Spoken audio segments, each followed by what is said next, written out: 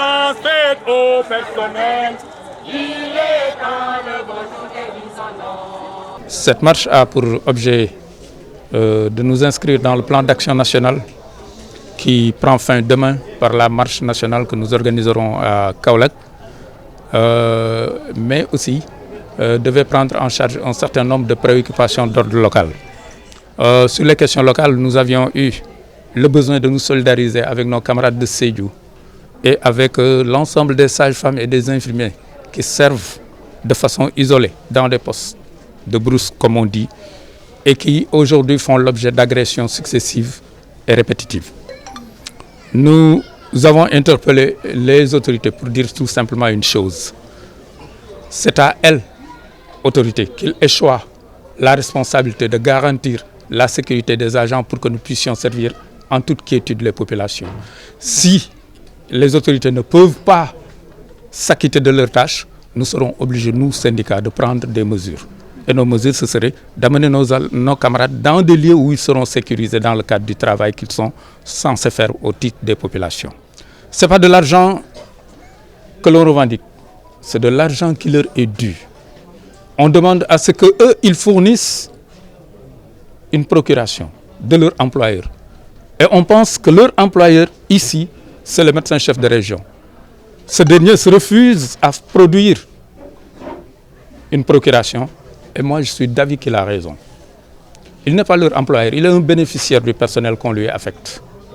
Le véritable patron se trouve au ministère de la Santé. Si l'État, dans ses démembrements et dans sa centralisation, ne peut pas régler ces problèmes au niveau central, mais nous, au niveau local, nous allons faire en sorte que ces camarades retrouvent leur argent d'une manière ou d'une autre, parce que c'est leur dû. L'État qui avait demandé aux travailleurs de surseoir aux revendications de nature financière et qui avait commis un cabinet pour faire une étude pour que le système de rémunération dans la fonction publique soit rééquilibré. C'est ce même État qui, d'autorité et de façon unilatérale, a rompu justement l'équilibre en prenant au sein de la santé certaines catégories d'agents, en leur octroyant des primes qui dépassent même 2 à 3 fois les salaires de certains agents. De l'autre côté, nous avons vu nos compagnons, les enseignants. Je les appelle nos compagnons parce que partout où vous trouverez un poste de santé, dans le coin le plus reculé, vous trouverez au moins un enseignant. Si l'État peut le plus, l'État devra pouvoir le moins. Alors, si l'État choisit unilatéralement de rompre davantage l'équilibre, il nous appartient, nous, de nous lever pour que justement cet équilibre soit rétabli. C'est dans ce sens que l'indemnité de responsabilité médicale qui a été octroyée à une certaine catégorie dans le personnel de santé, nous disons que cette indemnité doit être verticalisée, c'est-à-dire le système de santé étant un système pyramidal, il y a que ce n'est pas un système médical, c'est un système sanitaire. Et puisque c'est un système sanitaire, à ce niveau-là, il n'y a pas que les médecins qui sont des responsables. Il y a l'indemnité de représentation médicale. Vous prenez un technicien supérieur qui va faire une spécialisation. Il est toujours un paramédical qui est en train de faire des tâches médicales.